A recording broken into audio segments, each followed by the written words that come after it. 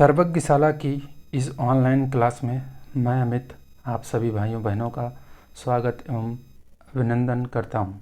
आज से हम करंट अफेयर की सीरीज प्रारंभ करेंगे और देखेंगे 2024 के जनवरी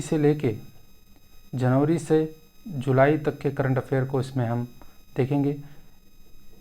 यह बताने की आवश्यकता नहीं कि करंट अफेयर कितना इम्पोर्टेंट सब्जेक्ट होता है, और अगर आप भारत देश में कोई भी एग्ज़ाम दे रहे हैं तो करंट अफेयर कितना महत्वपूर्ण है, इसका वेटेज कितना रहता है, आप भली भांति जानते होंगे।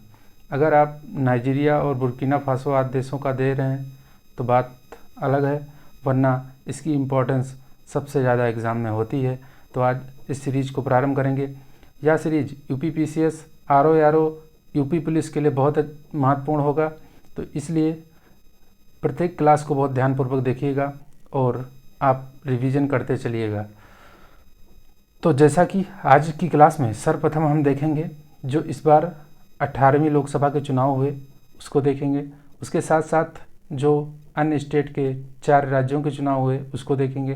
तो आज की क्लास में देखते हैं कि 18वीं लोकसभा से चुनाव से जुड़े क्या क्या महत्वपूर्ण फैक्ट हैं जो आपको याद रखने हैं, क्योंकि इस विषय से, इस टॉपिक से 100% है कोई ना कोई क्वेश्चन आपको देखने मिलेगा। हो सकता है आपको यह प्रश्न देखने को मिल जाए, मंत्रियों से प्रश्न पूछा जा सकता है कि वर्तमान में कौन से मंत्री कौन बना है, मतलब मंत्री से रिलेटेड आ सकता है, या और कोई जो इम्पोर्टेंट फैक्ट है वो। तो हम सारे फैक्ट को देखेंगे, तो बहुत ध्यानपूर्वक पूर्ण मनोयोग से क्लास को देखिएगा। तो प्रारंभ करते हैं आज की क्लास को। जैसा कि यह 18वीं लोकसभा का चुनाव था, और लोकसभा जो कि आप अच्छी तरीके से जानते होंगे, आर्टिकल 79 भारतीय संविधान का आर्टिकल 79, जिसमें संसद के गठन संबंधी प्रावधान है, और इसी के अंतर्गत जब आप अनुच्छेद आर्टिकल 80 को देखते हैं तो इसमें राज्यसभा की संरचना संबंधित बातें हैं। वहीं लोकसभा की बात करें तो अनुच्छेद 81 में लोकसभा की संरचना से संबंधित प्रावधान हैं।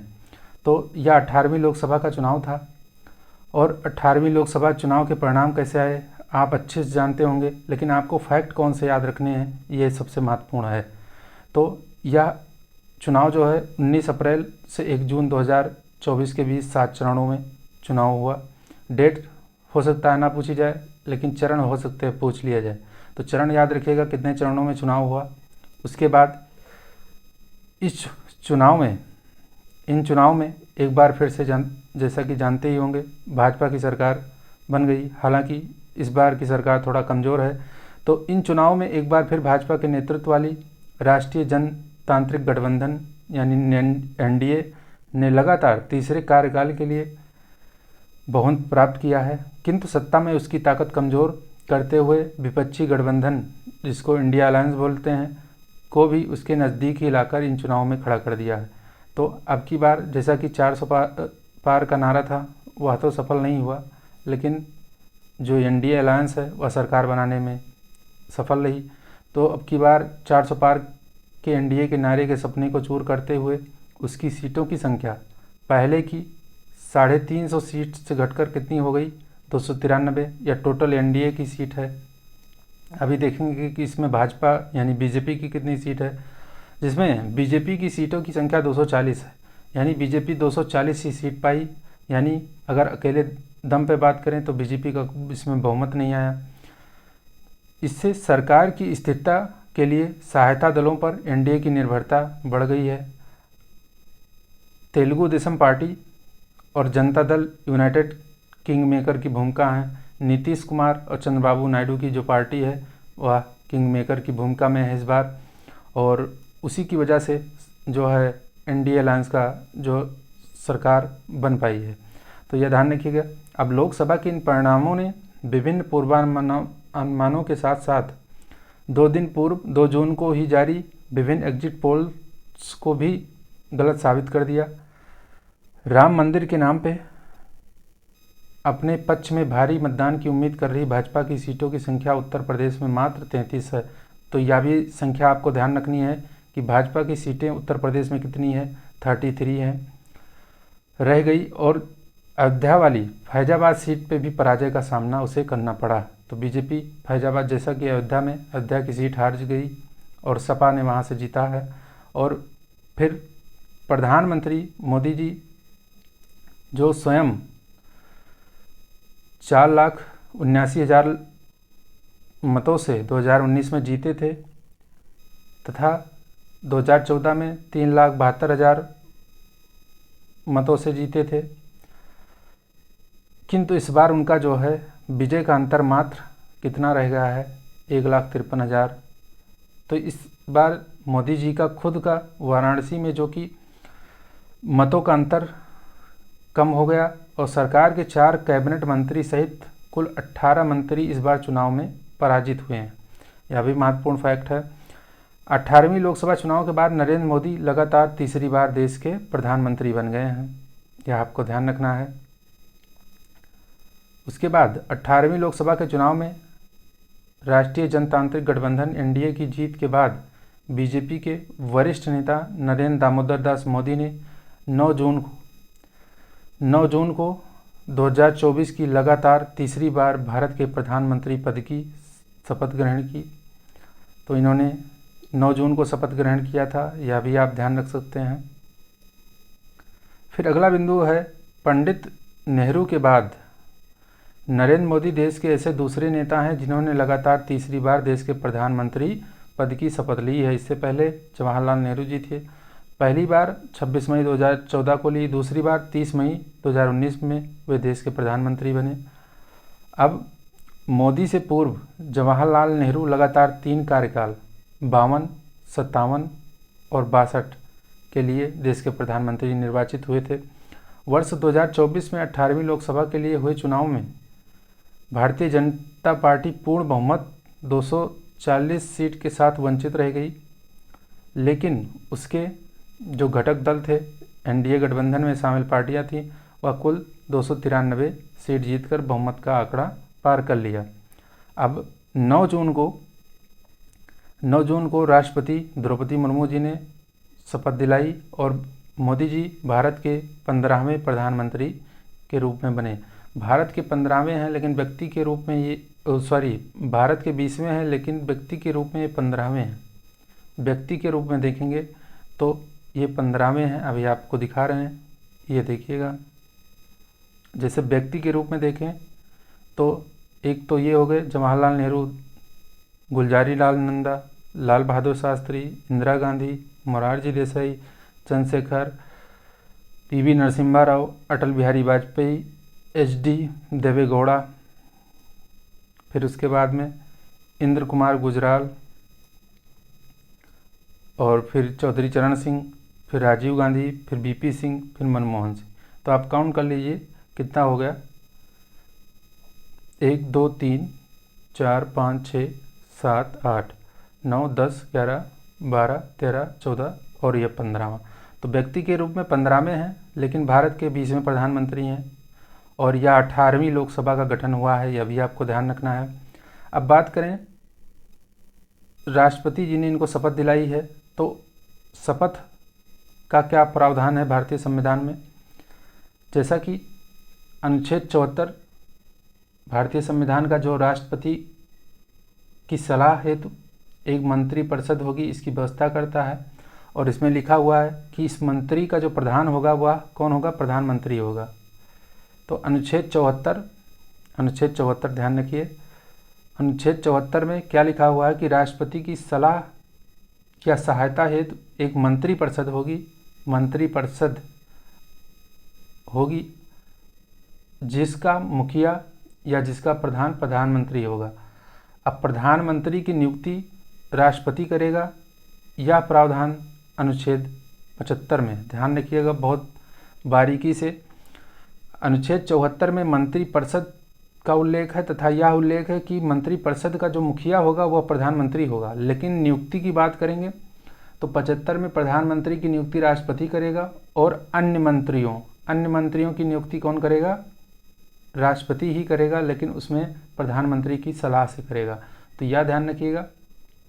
और एक बात आती है इसी अनुच्छेद 75 में जो इसका क्लॉज 1 है उसमें एक अनुच्छेद ए जोड़ा गया और यह अनुच्छेद जोड़ा गया 91 कॉन्स्टिट्यूशन अमेंडमेंट एक्ट से। और इसमें क्या प्रावधान किया गया जो कि 2003 में आया था, 2003 में। तो इसमें जोड़ा गया कि मंत्रिपरिषद में, बहुत विशेष ध्यान रखिएगा, ये बहुत महत्वपूर्ण फैक्ट है कि मंत्रिपरिषद में जो सदस्य होंगे, अब अलूल जलूल कुछ भी मंत्री, जैसे मान लीजिए कि 500 एवरेज सीट मान लेते हैं, 500 सीट है, अब इसमें से हम 300 क्या मंत्री बना देंगे, ऐसा कुछ नहीं है। तो यही प्रावधान किया गया 91वें संविधान संशोधन विधेयक से, जिसमें यह प्रावधान किया गया कि मंत्रिपरिषद में प्रधानमंत्री सहित मंत्रियों की जो कुल संख्या होगी वह लोकसभा के सदस्य जितने हैं उनका 15% होगी। तो यह आप ध्यान रख लीजिए। मान लीजिए 500 अगर लोकसभा सदस्य संख्या है, 500, 5000 नहीं, 500 अगर है तो 500 का 15% आप निकाल लीजिए, कितना हो जाएगा, 75। तो मंत्रियों की संख्या कितनी होगी, 75। और इसी के लमसम हर सरकार में अब जो मंत्रियों का नियुक्ति होती है, मंत्री बनते हैं, वह लगभग ऐसे ही 75 के आसपास होते हैं, 75 के नीचे होते हैं। तो यह ध्यान रखना है, यह अमेंडमेंट आपको बहुत विशेष रूप से ध्यान रखना है। उसके बाद में आप बात करें अगर, तो मंत्रिपरिषद क्या होती है और मंत्रिमंडल क्या होता है, क्या दोनों में कोई अंतर है या दोनों एक ही है? तो मंत्रिपरिषद की बात है यहाँ पर कि मंत्रिपरिषद की नियुक्ति करेगा राष्ट्रपति, जो राष्ट्रपति की सलाह एवं सहायता हेतु होगा। जबकि मंत्रिमंडल की बात कहीं भी किसी संविधान में नहीं लिखी थी, मूल संविधान में। तो अनुच्छेद 74 में मंत्रिपरिषद का स्पष्ट उल्लेख है, यानी यह संवैधानिक मान सकते हैं, यह संवैधानिक प्रावधान है। और मंत्रिमंडल का कोई भी संवैधानिक प्रावधान नहीं था मूल संविधान में। फिर क्या हुआ कि एक संशोधन हुआ था 44वां, जो काफ़ी प्रसिद्ध संशोधन है। जब इमरजेंसी लगाई गई उसके बाद जब यह संशोधन आया तो उसमें लिखा गया, और किसमें लिखा गया, अनुच्छेद 252 में।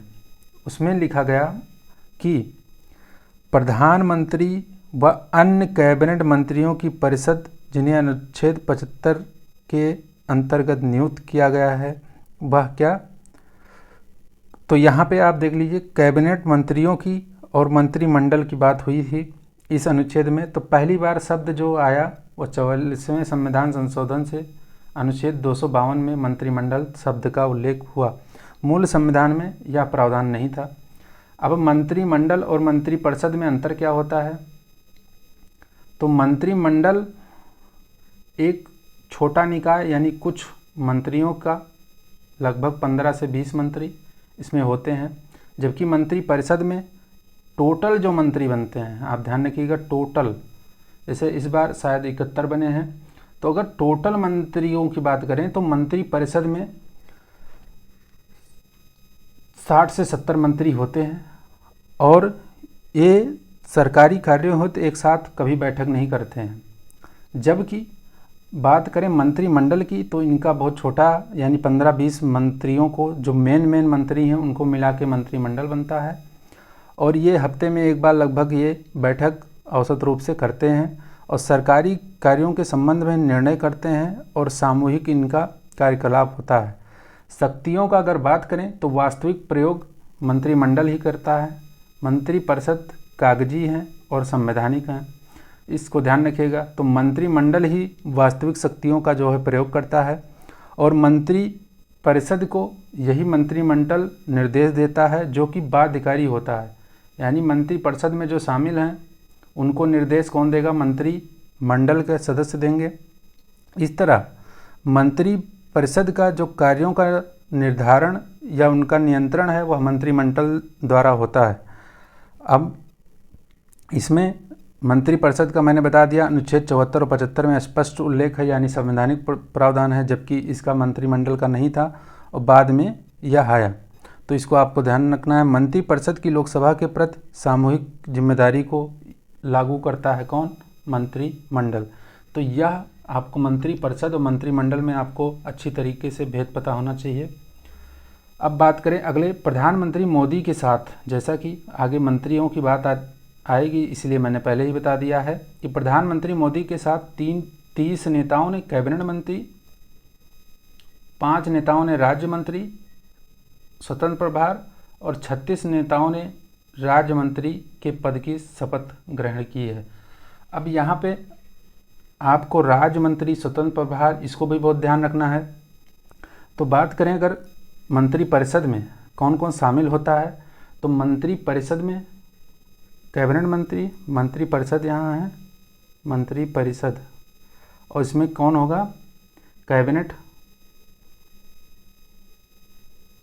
मंत्री होंगे, प्लस राज्य मंत्री होंगे, प्लस उपमंत्री होंगे, उपमंत्री, इसको ध्यान रखिएगा।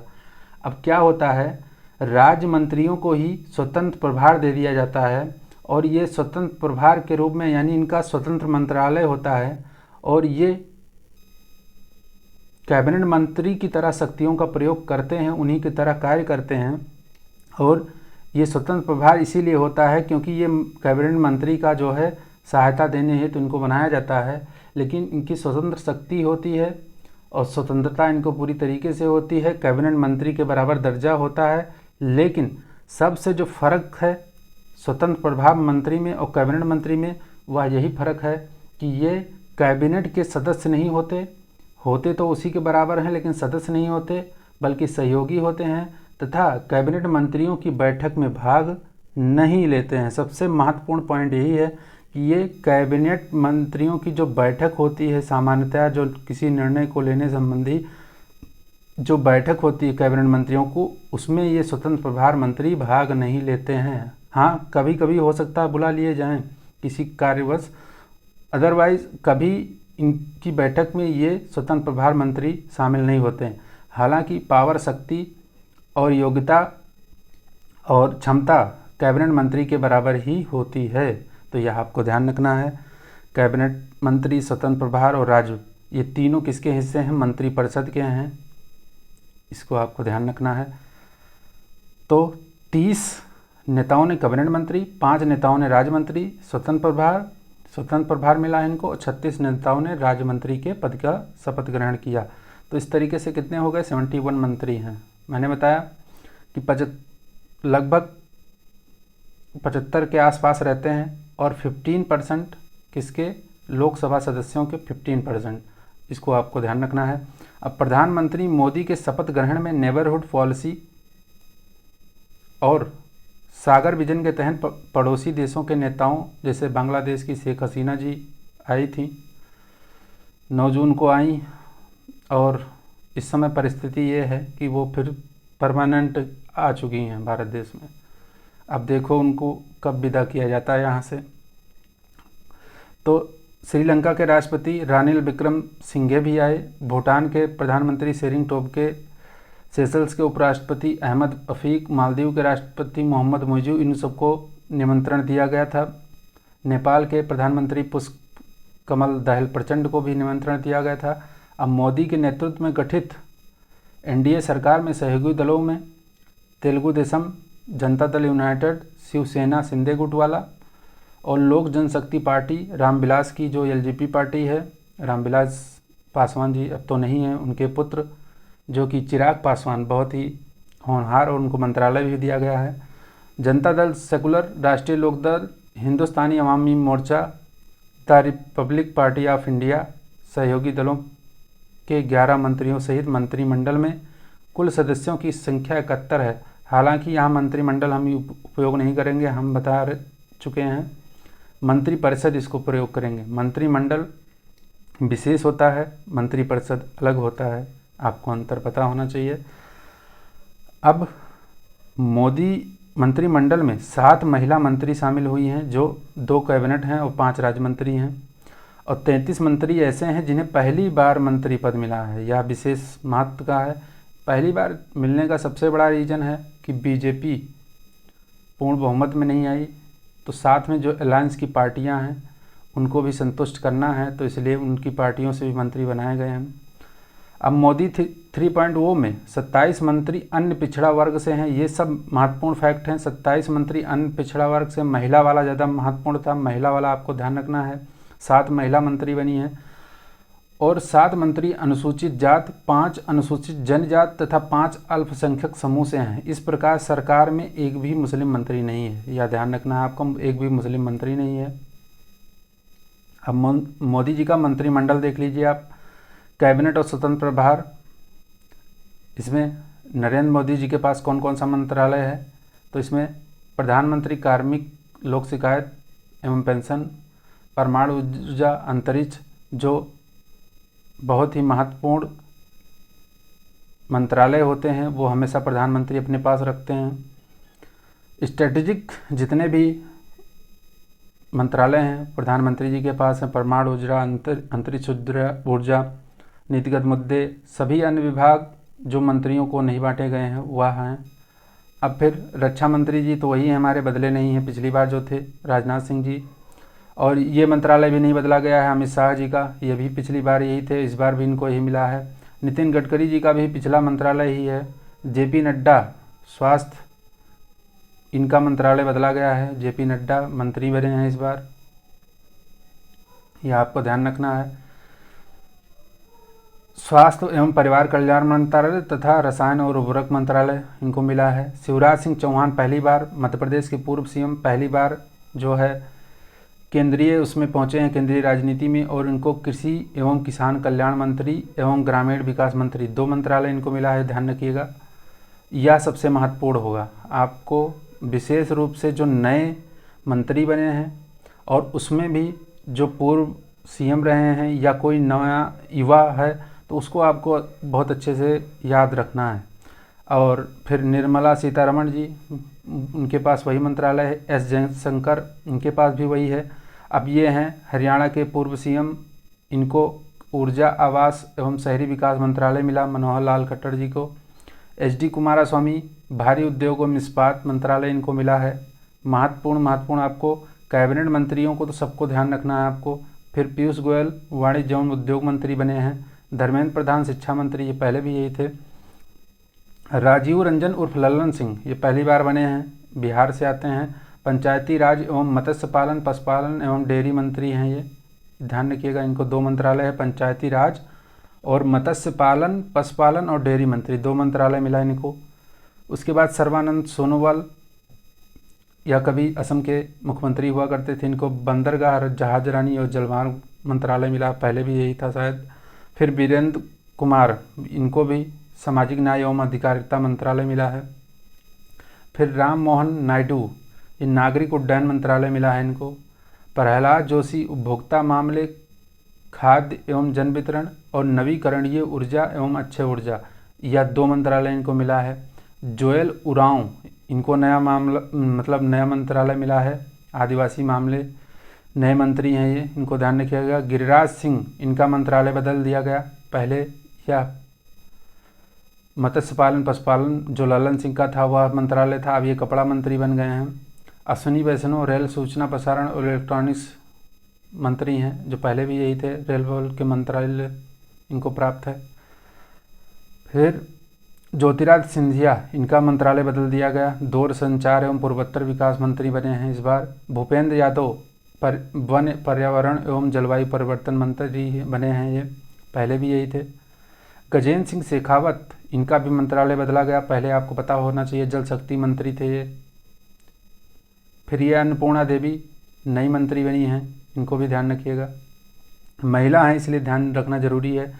किरण रिजिजू संसदीय कार्य मंत्री और अल्पसंख्यक मामले, यह बहुत महत्वपूर्ण है, याद रखिएगा, क्योंकि इस बार कोई मुस्लिम मंत्री नहीं बना है, तो अल्पसंख्यक मंत्रालय जो है किरण रिजिजू को दिया गया है। हरदीप सिंह पुरी, इनके पास पेट्रोलियम एवं प्राकृतिक गैस मंत्रालय है। मनसुख मांडविया, ये श्रम रोजगार तथा खेल एवं युवा मामलों का मंत्रालय इनको मिला है। इससे पहले यह अनुराग ठाकुर के पास था, खेल एवं युवा मामले का मंत्रालय। जी किशन रेड्डी, इनका भी मंत्रालय चेंज किया गया, संस्कृति में थे, पूर्वोत्तर विकास के मंत्री थे, इस बार इनको कोयला एवं खनन दिया गया है। चिराग पासवान नए मंत्री बने हैं। चिराग पासवान बहुत महत्वपूर्ण है, मोस्ट इम्पॉर्टेंट, इसको कर लीजिएगा। चिराग पासवान से पूछा जा सकता है क्वेश्चन, क्योंकि युवा हैं और अच्छा इनकी पार्टी का अच्छा परफॉर्मेंस बिहार में रहा है। ये खाद्य प्रसंस्करण उद्योग मंत्री बने हैं। जीतन राम मांझी, ये भी महत्वपूर्ण है, ये भी महत्वपूर्ण है, बहुत महत्वपूर्ण है, एमएसएमई मंत्री बने हैं। सूक्ष्म लघु एवं मध्यम उद्योग मंत्री बने हैं, इसको ध्यान रखिएगा। CR पाटिल, यह भी बहुत महत्वपूर्ण है, बहुत ही महत्वपूर्ण है। पिछली लोकसभा में सबसे ज़्यादा वोटों से ही जीतने वाले थे, गुजरात के हैं। जल शक्ति राज्य मंत्री बने हैं और ये स्वतंत्र प्रभार मिला है इनको, बहुत महत्वपूर्ण है ये CR पाटिल। एक तो जल शक्ति मंत्रालय ही बहुत महत्वपूर्ण है, इसको ध्यान रखिएगा। फिर राव इंद्रजीत, ये हैं सांख्यिकी एवं कार्यक्रम क्रियान्वयन व योजना, ये भी स्वतंत्र मंत्री हैं, स्वतंत्र प्रभार है इनको। फिर जितेंद्र सिंह हैं, इनका देखिए आप, विज्ञान और प्रौद्योगिकी और पृथ्वी विज्ञान, PMO कार्मिक, लोक शिकायत एवं पेंशन, परमाणु ऊर्जा और अंतरिक्ष, कितना सारा विभाग और मंत्रालय मिला है इनको, ये स्वतंत्र प्रभार हैं जितेंद्र सिंह, इनको भी ध्यान रखना है आपको। फिर हैं अर्जुन राम मेघवाल। अर्जुन राम मेघवाल को कानून एवं न्याय मंत्री बनाया गया है, स्वतंत्र प्रभार है इनका, यह भी ध्यान रखिएगा। संसदीय कार्य मंत्री और कानून एवं न्याय मंत्री। प्रताप राव जाधव, ये आयुष मंत्रालय मिला है, स्वतंत्र प्रभार, स्वास्थ्य एवं परिवार कल्याण, ध्यान रखिएगा। जयंत चौधरी कौशल विकास एवं उद्यमिता मंत्री बने हैं, स्वतंत्र प्रभार, और शिक्षा मंत्रालय में भी इनको प्रभार दिया गया है। जैसा कि शिक्षा मंत्री अलग हैं, लेकिन ये स्वतंत्र प्रभार वाले शिक्षा मंत्री हैं, तो इसको आप ध्यान रखिएगा। एक एक मंत्रालय में 2-3 मंत्री बने हैं इस बार, उसको आपको ध्यान रखना। कैबिनेट मंत्री एक ही होता है जो धर्मेंद्र प्रधान है, लेकिन ये स्वतंत्र प्रभार हैं, शिक्षा में है। फिर आगे देखते हैं, अब राज्य मंत्री हैं। राज्य मंत्री को आपको नहीं ध्यान रखना है, इसको काट दीजिए, लेकिन इसमें कुछ मंत्रालय हैं जो बहुत महत्वपूर्ण हैं, उनको आप एक बार पढ़ लीजिएगा और ध्यान रखिएगा। जैसे वित्त मंत्रालय का ध्यान रख लीजिएगा, पंकज चौधरी, ये राज्य मंत्री हैं। रामनाथ ठाकुर कृषि एवं कल्याण राज्य मंत्री हैं, ये ध्यान रखिएगा। नित्यानंद राय, ये इम्पोर्टेंट है, और बंडी संजय कुमार, ये इम्पोर्टेंट, दोनों गृह मंत्री बने हैं, राज्य मंत्री, गृह राज्य मंत्री। अनुप्रिया पटेल, ये महत्वपूर्ण है, सबसे महत्वपूर्ण, इन्हीं की वजह से मैंने इसको रखा है राज्य मंत्री में। 2-3 मंत्री इसमें महत्वपूर्ण है, इसको ध्यान रखिएगा। बाकी राज्य मंत्री से प्रश्न नहीं आएंगे। कैबिनेट मंत्री बहुत मोस्ट इंपॉर्टेंट है, सारे आपको याद रखने हैं। तो अनुप्रिया पटेल का ध्यान रखिएगा, क्योंकि इनको स्वास्थ्य मंत्रालय में राज्य मंत्री का मिला है, और उर्वरक, रसायन एवं उर्वरक मंत्री भी बनी है राज्य मंत्री। पी चंद्रशेखर ग्रामीण विकास तथा संचार में, इनको राज्य मंत्री। कमलेश पासवान ग्रामीण विकास में राज्य मंत्री, और ये कीर्तिवर्धन सिंह हैं, यह भी महत्वपूर्ण है, पर्यावरण, वन एवं जलवायु परिवर्तन मंत्री तथा विदेश राज्य मंत्री। 2 राज्य मंत्री 2 मंत्रालय में बने हैं ये। फिर हैं पवित्र मार्गरेटा, इनको विदेश तथा कपड़ा मंत्रालय में राज्य मंत्री का मिला है। तो राज्य मंत्री में आपको ज़्यादा नहीं याद रखने हैं, 2-3 आपको जरूर याद रखने हैं, एक महिला, और 2-3 जो मेन इम्पॉर्टेंट, जैसे विदेश मंत्री हैं, गृह मंत्री हैं, इनका आपको एक बार ध्यान रखना है। अब फिर NDA सीटों की बात करें तो भारतीय जनता पार्टी BJP अकेले 240 सीट, वही तेलुगु देशम पार्टी 16 सीट, और फिर उसके बाद जनता दल यूनाइटेड 12 सीट, और लोक जनशक्ति पार्टी 5 सीट। इन्हीं का आपको चार पार्टियों का ध्यान रखना है, प्लस टोटल ध्यान रखना है, बस, इसके अलावा कुछ नहीं ध्यान रखना है, और सब बेकार है। 4 पार्टियां कौन सी? BJP, तेलुगु देशम, LJP और जनता दल यूनाइटेड, चार का याद रखिएगा। उसके बाद किसी का नहीं ध्यान रखना है। फिर टोटल NDA की सीट कितनी आई, ये ध्यान रखना है आपको। टोटल NDA की सीट 293 ध्यान रखना है। फिर जो Indian national development inclusive alliance जो बना था, इंडिया अलायंस, उसने कितनी सीटें प्राप्त की हैं, इसको आपको ध्यान रखना है। तो इसमें अगर केवल कांग्रेस की बात करें तो कांग्रेस 99, समाजवादी पार्टी 37, बहुत बड़ा बूस्ट था, क्योंकि ये 5 सीट से सीधा 37 पे आ गए हैं, तो ये महत्वपूर्ण है। माकपा, इसको भी ध्यान रखिएगा, और तृणमूल कांग्रेस, ममता बनर्जी की पार्टी, ये चार आपको ध्यान रखने हैं, 4 के अलावा कुछ नहीं ध्यान रखना है। और फिर टोटल ध्यान रखिएगा, टोटल इनका हो जाएगा 234, और उधर कितना है 293, कितना था टोटल 293। फिर 234, इसको याद रखना है आपको। अब इसमें कुछ फैक्ट हैं, ये बहुत महत्वपूर्ण है, आपको ध्यान रखना है।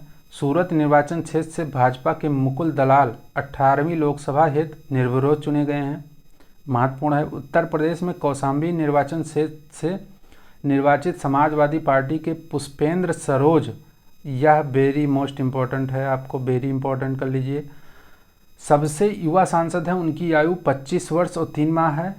वहीं बिहार के समस्तीपुर से लोजपा यानी एलजेपी के टिकट पर निर्वाचित सांभवी दूसरी सबसे युवा सांसद हैं। इनकी आयु 25 वर्ष 11 माह है, यह भी याद रखिएगा। 2 युवा, बहुत युवा, और जो सबसे युवा हैं वह कौन है? समाजवादी पार्टी के हैं पुष्पेंद्र सरोज, इनको ध्यान रखना है। और ये किस निर्वाचन क्षेत्र से चुने गए हैं ये भी ध्यान रखना है। तो ये कौशाम्बी से चुने गए हैं। फिर भाजपा के शंकर लालवाणी इंदौर से रिकॉर्ड 11,75,092 मतों के अंतर से जहां निर्वाचित हुए हैं। वहीं उत्तर पश्चिम मुंबई से शिवसेना के टिकट पर निर्वाचित रविंद्र वायकर ने केवल 48 मतों के अंतर से विजय प्राप्त की। तो यह सबसे ज़्यादा अंतर है और यह सबसे कम अंतर है, तो यह भी ध्यान रख लीजिएगा। अब इसमें कुछ और भी बातें हैं, जैसे असम के जेल में बंद हैं एक कट्टरपंथी खालिस्तानी अलगाववादी अमृतपाल सिंह संधू ने जेल में रहते हुए खडूर साहिब पंजाब निर्वाचन क्षेत्र से निर्दलीय उम्मीदवार के रूप में 2 लाख मतों के अंतर से चुनाव जीत गए हैं। वहीं अब इसी से आप समझ सकते हैं राजनीति का अपराधीकरण कैसा है।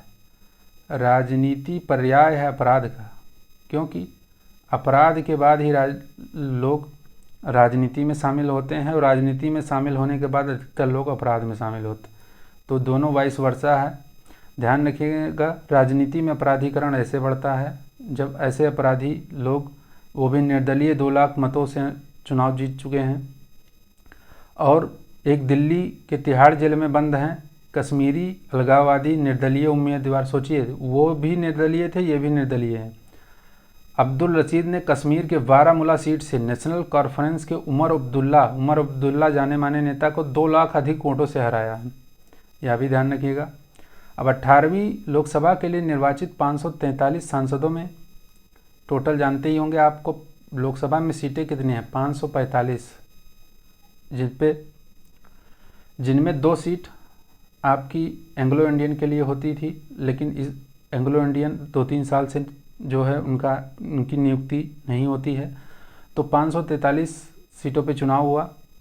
543 सांसदों में से 74 महिलाएं हैं, जबकि पिछली 17वीं जो लोकसभा थी उसमें महिला सांसद जो है 78 चुन के आई थी, तो इस बार कम है। अब 74 में कौन कौन सी पार्टी से हैं आप ध्यान रख लीजिएगा। 74 में 30 भाजपा, 14 कांग्रेस, 4 सपा और 11 टीएमसी और द्रमुक की 3, जदयू एवं लोजपा की 2-2 एवं अन्य 1-1 महिला लोकसभा सदस्य चुनी गई हैं। तो यह ध्यान रखिएगा। केंद्रीय मंत्री वीरेंद्र कुमार जो कि मध्य प्रदेश में टीकमगढ़ से निर्वाचित हुए हैं, 8वीं बार लोकसभा के लिए जहां निर्वाचित हुए हैं। वहीं केंद्रीय मंत्री पंकज चौधरी 7वीं बार, कितनी बार? वीरेंद्र कुमार 8वीं बार और ये पंकज चौधरी 7वीं बार लोकसभा में पहुंचे हैं। मध्य प्रदेश में नोटा के लिए 2,18,674 मत इंदौर निर्वाचन क्षेत्र में पड़े, जो इस मामले में रिकॉर्ड है। तो यह भी आपको ध्यान रखना है फैक्ट। नोटा का सबसे ज़्यादा नोटा कहाँ पड़े हैं? इंदौर में। कांग्रेस के राहुल गांधी उत्तर प्रदेश के रायबरेली तथा केरल के वायनाड सीटों से निर्वाचित हुए। बाद में उन्होंने वायनाड सीट से त्यागपत्र दे दिया, यानी वह सांसद कहाँ से हैं? अब रायबरेली से। एक सीट से आपको त्यागपत्र देना पड़ता है। यह जो आपका जनप्रतिनिधित्व अधिनियम है 1951 का, उसमें यह प्रावधान है कि आप जब 2 सीटों से आप लड़ सकते हैं, बिल्कुल, और 2 सीटों से लड़ने के बाद जब आप दोनों सीटों से जीत जाएं तो वहाँ पे आपको एक सीट छोड़ना पड़ता है, वरना दोनों रिक्त मान ली जाती है। अगर आप नहीं छोड़ते हैं तो दोनों रिक्त मान ली जाएगी। समाजवादी पार्टी को 2019 के चुनाव में 5 सीटें ही प्राप्त थी। यह पार्टी अब 37 सीटों के साथ उत्तर प्रदेश में सबसे बड़ी पार्टी बन के उभरी है, जबकि भाजपा सिमट कर 33 हो गई। भाजपा से भी ज़्यादा सीटें समाजवादी पार्टी की आई यूपी में। भारतीय जनता पार्टी ने 2024 के 18वीं लोकसभा के चुनाव में 6 राज्यों में क्लीन स्वीप किया है, जो इस प्रकार हैं। यह भी आपको ध्यान रखना है। मध्य प्रदेश में 29 लोकसभा सीट है, उसमें सारी जीती। उत्तराखंड में 5 की 5 जीती। हिमाचल में 4 की 4, अरुणाचल में 2 की 2, त्रिपुरा में 2 की 2, दिल्ली में क्लीन स्वीप किया। तो इस तरीके से 6 राज्यों में क्लीन स्वीप किया। तमिलनाडु, मिजोरम, मेघालय, मणिपुर, नागालैंड और सिक्किम में एनडीए को कोई सीट प्राप्त नहीं हुई। यह भी आप फैक्ट है, ध्यान रखिएगा। इस बार पहली बार केरल में भी भाजपा को 1 सीट प्राप्त हुई है। 18वीं लोकसभा का गठन 24 जून को 2024 को हुआ, यह भी ध्यान रखें। भारतीय जनता पार्टी के उड़ीसा से सांसद भर्तृहरि महताब को 18वीं लोकसभा का प्रोटेम स्पीकर बनाया गया है। जब तक परमानेंट जो स्पीकर हैं वो नियुक्त नहीं होते, तो प्रोटेम स्पीकर होते हैं जो नई संसद का संचालन का प्रारंभ करते हैं। उसके बाद लोकसभा अध्यक्ष परमानेंट चुने जाते हैं। तो भारतीय जनता पार्टी इन्हीं को प्रोटेम स्पीकर बोला जाता है। तो प्रोटेम स्पीकर इस बार कौन था, यह ध्यान रखिएगा। उड़ीसा के सांसद हैं भर्तृहरि महताब। किस पार्टी के? भारतीय जनता पार्टी के। भारतीय जनता पार्टी के राजस्थान कोटा से लोकसभा सांसद ओम बिरला को एक बार फिर 18वीं लोकसभा का अध्यक्ष नियुक्त किया गया है। अब इस तरह से ये 17वीं लोकसभा के अध्यक्ष भी थे। आपको पता ही होगा कि ओम बिरला फिर से लोकसभा के अध्यक्ष। अब देखते हैं लोकसभा चुनाव के साथ साथ 4 राज्यों में जो है विधानसभा चुनाव हुए, उसको भी देख लेते हैं फटाफट। तो इसमें आंध्र प्रदेश, उड़ीसा, अरुणाचल और सिक्किम में चुनाव हुए। 18वीं लोकसभा के साथ साथ 4 राज्यों में चुनाव संपन्न हुए। इन राज्यों में अरुणाचल प्रदेश में भाजपा का जहां पहले से भी अधिक मजबूती से सत्ता पर कब्जा बना रहा, वहीं उड़ीसा में बीजेडी बीजू जनता दल के 24 वर्ष के शासन का अंत हुआ तथा पहली बार भाजपा ने वहां पर अपना पूर्ण बहुमत की सरकार बनाई है। बहुत महत्वपूर्ण है और वहां के आपको सीएम का नाम भी याद रखना है। सिक्किम में 32 में से 31 सीटें जीतकर विगत 5 वर्षों से सत्तारूढ़ सिक्किम क्रांतिकारी मोर्चा ने सभी दलों को सफाया किया, जबकि आंध्र प्रदेश में विगत 5 वर्षों से सत्तारूढ़ वाईएसआर कांग्रेस को बुरी तरह से हराकर टीडीपी ने, चंद्रबाबू नायडू की पार्टी है या, ने एनडीए के नेतृत्व में सत्ता में वापसी की है। ये ध्यान रखिएगा। आंध्र प्रदेश के 175 सदस्यीय विधानसभा में एनडीए गठबंधन में चंद्रबाबू नायडू के नेतृत्व वाली तेलुगु देशम पार्टी ने ही अकेले 135 सीटें प्राप्त की। टोटल 175 है, जिसमें अकेले टीडीपी ने 135 सीटें प्राप्त की हैं। अब अरुणाचल प्रदेश में पेमा खांडू के नेतृत्व में नई सरकार का गठन हुआ है। अरुणाचल प्रदेश की 60 सदस्यीय विधानसभा है और इसके मतदान के लिए एक चरण में 19 अप्रैल को चुनाव हुआ था। कुल 82.95% मतदाताओं ने अपने मताधिकार का प्रयोग किया। केवल 50 सीटों के लिए ही मतदान 19 अप्रैल को हुआ था। ध्यान रखिएगा, 60 सीटें हैं, 50 के लिए मतदान हुआ। निवर्तमान मुख्यमंत्री पेमा खांडू व उप मुख्यमंत्री सहित भाजपा के 10 उम्मीदवार निर्विरोध ही चुन लिए गए। अब सोचिए आप, 60 सीटें थी, 50 पे चुनाव हुआ और 10 निर्विरोध चुन लिए गए, जिसमें मुख्यमंत्री पेमा खांडू भी और उप मुख्यमंत्री भी शामिल हैं। तो यह आपको ध्यान रखना, फैक्ट अच्छा है। 10 लोग निर्विरोध चुने गए हैं, 60 में से 10। राज्य की 10वीं विधानसभा का कार्यकाल 2 जून 2024 तक ही था, इसलिए 2 जून को ही मतगणना कर 11वीं विधानसभा का गठन कर दिया गया।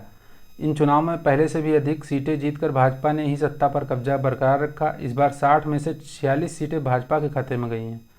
पिछले 2019 के चुनाव में भाजपा की सीटों की संख्या 41 थी, इस बार कितनी हो गई? 46 हो गई। बीजेपी का परफॉर्मेंस यहाँ था अच्छा। अब कितनी सीटें आई हैं देख लीजिए। Bhajpa 46, National People's Party NPP 5, National Congress Party NCP 3, People's Party of Arunachal 2। बस इतना, बहुत विशेष महत्वपूर्ण नहीं है। बस विधानसभा की कितनी सीटें हैं आपको ध्यान रखना है। भाजपा विधायक दल का नेता चुने जाने के बाद निवर्तमान मुख्यमंत्री पेमा खांडू ने 13 जून 2024 को लगातार तीसरी बार राज्य के मुख्यमंत्री पद की शपथ ली। और शपथ किसने दिलाया? केटी पटनायक केटी नहीं, केटी पटनायक, पटनायक नहीं नाम है इनका, ये गलत लिखा हुआ है। इनका नाम, पूरा नाम है कैवल्य त्रिविक्रम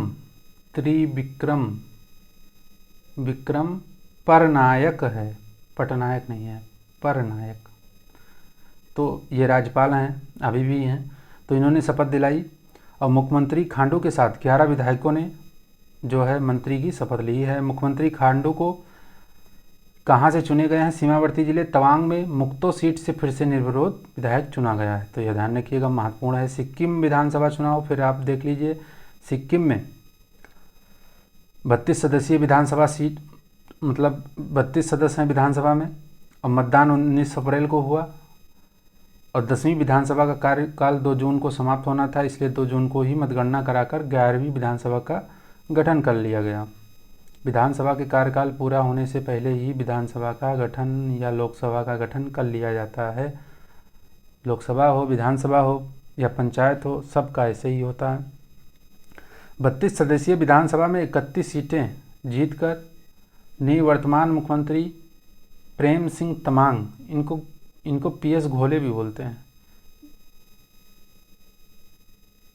पीएस गोले, गोले हैं ये, घोले या गोले, घोले ऐसा कुछ एक गाना भी बहुत चल रहा है, घोले। तो ये घोले हैं, इनका घोले भी नाम है, ध्यान रखिएगा। कहीं अगर नाम आ गया कि पीएस घोले कहाँ के मुख्यमंत्री हैं तो लोग कंफ्यूज ही हो जाएंगे कि कहाँ के हैं। इनका वैसे नाम प्रेम सिंह तमांग, इनको पीएस गोले भी बोलते हैं। और इनकी पार्टी का नाम सिक्किम क्रांतिकारी मोर्चा ने सभी अन्य दलों को पीछे छोड़कर लगातार दूसरे कार्यकाल हेतु सत्ता पर कब्जा बरकरार रखा। 5 बार मुख्यमंत्री रह चुके पवन चामलिंग के नेतृत्व वाले सिक्किम डेमोक्रेटिक फ्रंट को इन चुनावों में केवल एक ही सीट मिली। सोचिए कितना बुरा हाल हुआ है पवन चामलिंग का। अब इसमें जो सीटें आई हैं सिक्किम क्रांतिकारी मोर्चा की 31, और इनकी सिर्फ एक, बुरी तरीके से क्लीन स्वीप किया है। 32 में से 31 सीट, बहुत ही। फिर अगला है विधानसभा में उपर्युक्त दलगत स्थिति के चलते प्रेम सिंह तमांग ही लगातार दूसरी बार मुख्यमंत्री बने। सिक्किम क्रांतिकारी मोर्चा के अध्यक्ष प्रेम सिंह तमांग ने 10 जून को गंगटोक में लगातार दूसरी बार राज्य के मुख्यमंत्री पद की शपथ ली और राज्यपाल लक्ष्मण प्रसाद आचार्य ने उन्हें शपथ दिलाई। कौन राज्यपाल? लक्ष्मण प्रसाद आचार्य। हालांकि अब सिक्किम के राज्यपाल ये नहीं हैं, अब सिक्किम के राज्यपाल हैं ओम प्रकाश माथुर। कौन है? ओम प्रकाश माथुर। तो यह ध्यान रखिएगा, अब आचार्य जी नहीं हैं, माथुर हैं। फिर प्रेम सिंह तमांग ने रेनॉक और सोरंग चाकुंग दोनों विधानसभा क्षेत्र से जीत हासिल की है। 2 सीट से लड़े थे, दोनों जीत गए। फिर आंध्र प्रदेश में देखिए सत्ता परिवर्तन हुआ। वाईएसआर जो कांग्रेस पार्टी थी जगनमोहन रेड्डी हार गए इस बार, और चंद्रबाबू नायडू पुनः फिर से मुख्यमंत्री बने हैं, पहले भी मुख्यमंत्री रह चुके हैं। आंध्र प्रदेश की 175 सदस्यीय विधानसभा के लिए मतदान कब हुआ? 13 मई को, एक चरण में ही हो गया था। 4 जून को मतगणना के बाद विगत 5 वर्षों से सत्तारूढ़ वाईएस जगनमोहन रेड्डी के नेतृत्व वाली वाईएसआर कांग्रेस पार्टी की भारी पराजय का सामना करना पड़ा तथा 135 सीटों के साथ चंद्रबाबू नायडू के नेतृत्व वाली तेलुगु देशम पार्टी ने अकेले ही 2/3 बहुमत इस चुनाव में प्राप्त कर लिया। और इनका अलायंस भी किसके साथ था? एनडीए अलायंस था, बीजेपी भी इसमें शामिल थी। इनकी अन्य सहयोगी जन सेवा पार्टी को 21 सीटें, इससे 164 सीटों के साथ एनडीए भाजपा तेलुगु देशम तथा जनसेना पार्टी का सत्ता पर कब्जा हुआ। जगनमोहन रेड्डी की वाईएसआर कांग्रेस पार्टी वाईएसआरसीपी इन चुनावों में मात्र 11 सीटें ही जीत पाई। तो यह ध्यान रखिएगा। अब इसमें विधानसभा में कुल कितने सीटें आई हैं आप देख लीजिए। तो यहाँ पे दिया हुआ है 2019 में, 2019 का हाल देखिए, 23 सीटें थी तेलुगु देशम की, इस बार 135 हो गई, सीधा 112 सीटों का जो फ़ायदा हुआ। और जनसेना पार्टी की एक थी, इस बार 21 हो गई। और वाईएसआर कांग्रेस की देख लीजिए आप, 151 से सीधा 11 पे आ गए। भाजपा 0 थी और 0 से 8 पहुंच गई। भाजपा यहाँ पे भी बढ़त बनाई है।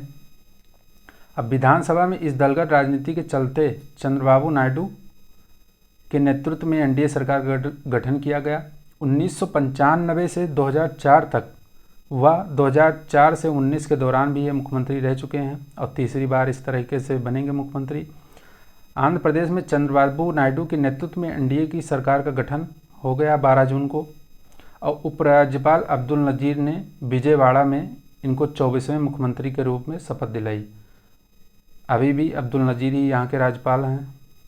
चंद्रबाबू ने चौथी बार राज्य के मुख्यमंत्री का पद ग्रहण किया है। इसके साथ ही आंध्र प्रदेश में सर्वाधिक बार मुख्यमंत्री बनने का रिकॉर्ड भी उनके नाम दर्ज हो गया।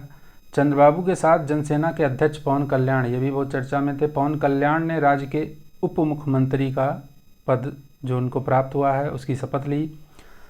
मुख्यमंत्री के साथ 20 टीडीपी के, 3 जनसेना के और 1 भाजपा के विधायक मंत्री बने हैं। तो यह भी आप ध्यान रखिएगा। अब उड़ीसा में कितना बड़ा उलटफेर हुआ है। 24 साल से जो मुख्यमंत्री थे नवीन पटनायक, उनकी सत्ता चली गई। 147 सदस्यीय विधानसभा के लिए मतदान 4 चरणों में हुआ, 13, 20, 25 मई तथा 1 जून को। इस चुनाव में भारतीय जनता पार्टी ने बीजू जनता दल सरकार के 24 वर्ष के शासन का खात्मा जो है करके अकेले ही दम पर सरकार का गठन हेतु स्पष्ट बहुमत प्राप्त कर लिया। पिछले 2019 के चुनाव में 111 सीटें जीती थी। लगातार 5वीं बार सत्ता में आए बीजू जनता दल की सीटें सिमट कर गया, इस बार 51 ही रह गई हैं। 2024 के चुनाव में 78 सीटें जीतने वाली भाजपा के लिए पहली बार इस राज्य में सरकार के गठन हेतु मार्ग प्रशस्त हुआ है। कांग्रेस जिसे 9 सीटें पिछले 2019 के चुनाव में मिली थी, 14 सीटों पर विजय इस बार प्राप्त हुई और कांग्रेस ने 145 सीटों पर उम्मीदवार अपने उतारे थे, जिसमें से 14 सीट ये जीत पाए। मार्च 2000 से 2024 तक 24 वर्षों तक मुख्यमंत्री रहे नवीन पटनायक स्वयं अपनी सीट हार गए और ये कहाँ से लड़ते थे? कांताबांजी सीट निर्वाचन क्षेत्र है, कांताबांजी, वहाँ से लड़ते थे और ये खुद ही हार गए। 78 वर्षीय नवीन पटनायक ने 2 सीटों से चुनाव लड़ा था। वह हिंजली सीट विधानसभा से निर्वाचित हुए हैं। तो यह ध्यान रखिएगा, 1 सीट से हारे, 1 जीते। उड़ीसा के लोकसभा की 21 सीटों में से 20 बीजेपी, विधानसभा में तो जीती ही, साथ में लोकसभा में 21 सीटों में से 20 सीटें बीजेपी जीत ली, जबकि 1 सीट कांग्रेस को मिली है।